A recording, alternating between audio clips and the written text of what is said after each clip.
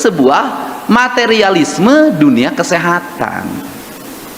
Kalau materialisme dunia kesehatan masuk, maka pikiran kita untuk mensehatkan masyarakat akan jauh panggang dari api. Kenapa? Karena dunia kesehatan adalah dunia bisnis. Karena dunia kesehatan, dunia bisnis, maka berpikir kita setiap hari dalam penyelesaian di bidang kesehatan pasti berpikirnya adalah obat, alat-alat kesehatan, teknologi di bidang kesehatan, dan semuanya mahal. Sedangkan pola hidup masyarakat kita oleh kita dibikin menjadi tidak sehat. Saya boleh ngomong, apakah ada larangan dari Kementerian Kesehatan dan Dinas Kesehatan Provinsi Jawa Barat pada anak-anak kita yang sebelum pergi ke sekolah dia tiap hari minum air kemudian bergula dan dijual di warung-warung secara terbuka? Apakah kita respect mendorong sekolah untuk anak-anak di lingkungan sekolahnya memeriksa makanan yang ada di sekolahnya, di halaman sekolahnya, jajanan yang dia konsumsi dibawa ke lab sekolah, kemudian dikonsultasikan dengan dokter ahli sehingga bisa dihitung apa dampak yang ditimbulkan dari problematika makanan yang salah dimakan oleh anak-anak kita dalam kepentingan kesehatan jangka panjang anak-anak kita. Saya sudah berkali-kali ngomong, halal dan haram kaidah kita itu selalu terbatas pada babi haram, daging anjing haram, daging ular haram. Terus saja di situ berkutatnya. Kapan kita mengatakan bahwa konsumsi gula yang berlebihan itu haram, konsumsi lemak yang berlebihan itu haram, kemudian zat pewarna yang berlebihan itu haram, dan kemudian berbagai makanan yang disajikan sebagai bahan pakan untuk domba, untuk sapi, untuk ayam, untuk ikan, itu dikatakan mana yang haram, mana yang tidak haram, sehingga problematika akut penyakit yang seluruh silih berganti dalam setiap waktu tidak akan bisa terselesaikan oleh dunia kedokteran menurut saya, karena dunia kedokteran berposisi sebagai bengkel atau sebagai hilir dari sebuah dunia kesehatan. Padahal menurut saya dunia kedokteran adalah hulu dari dunia kesehatan. Kalau dunia kedokteran hulu dari dunia kesehatan, maka seluruh pembangunan yang dilakukan di Jawa Barat harus mendapat rekomendasi dari Dinas Kesehatan. Bangunan ini sehat atau tidak, jarak sepiteng sehat atau tidak, transportasi udara kita sehat atau tidak, transportasi darat sehat atau tidak. Problematika ini selesai. Indonesia itu selalu ribut di hilir, tidak pernah menyelesaikan masalah di hulu, padahal problemnya adalah di hulu. Nah, untuk itu pada hari ini saya menyampaikan sebuah pesan bahwa sudah semestinya pemerintah kalau ingin melahirkan dokter yang profesional dan mengabdi pada negara, jangan biarkan dokter-dokter yang mengikuti kuliah S2 atau spesialis mengalami derita yang panjang dalam hidupnya. Pertama, dia berhenti praktek untuk mengikuti kuliah. Yang kedua, menghabiskan ongkos untuk ikut kuliah. Yang ketiga, menghabiskan biaya yang sangat tinggi untuk ikut kuliah. Hanya orang-orang yang keluarganya kaya saja yang bisa mengikuti program ini. Untuk itu kenapa tidak ada kemajuan sebuah bangsa tanpa mengeluarkan dana untuk kepentingan pendidikan?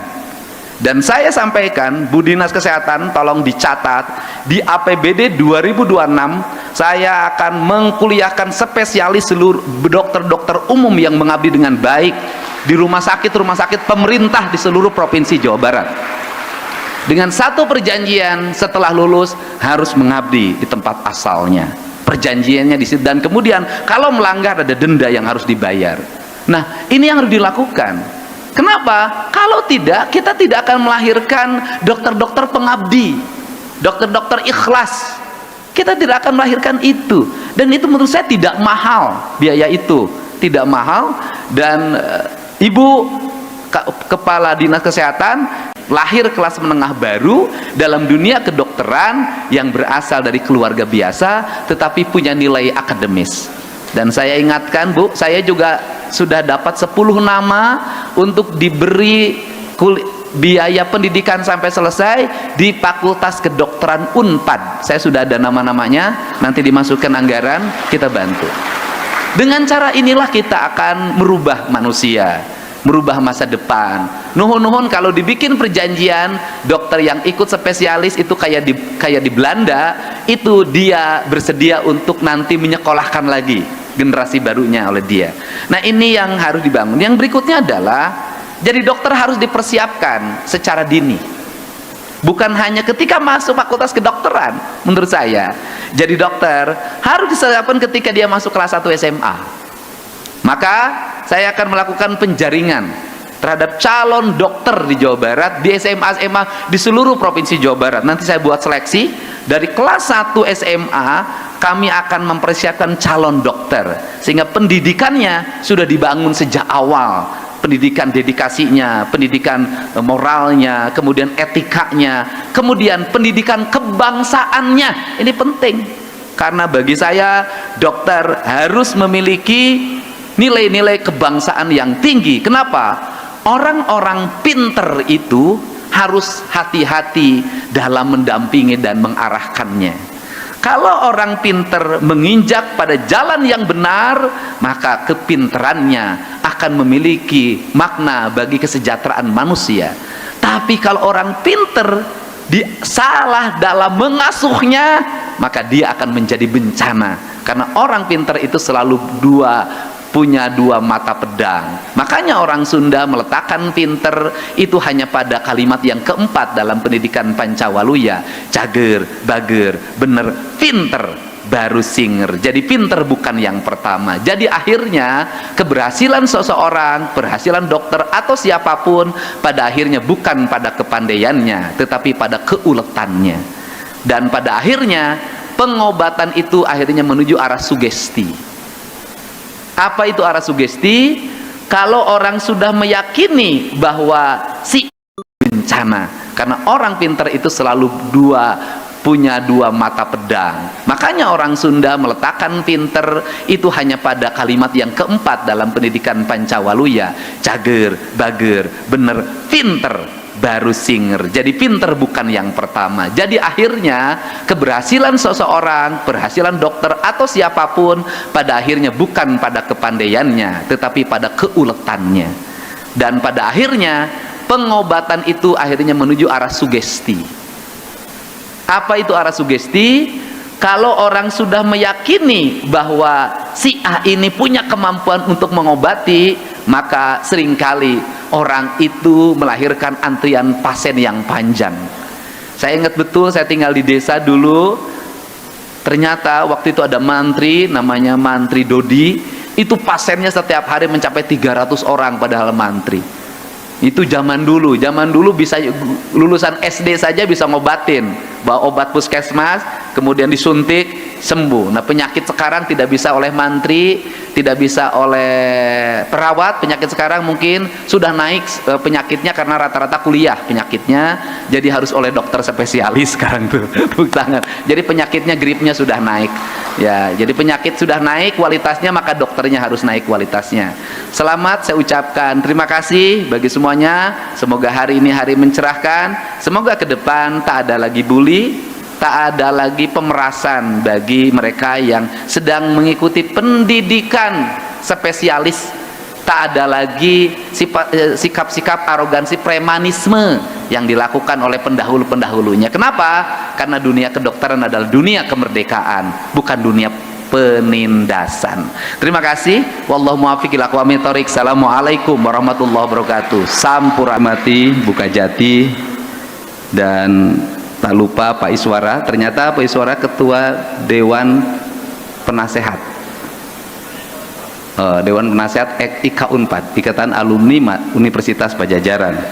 Saya baru jadi mahasiswa di Pajajaran, belum jadi alumni.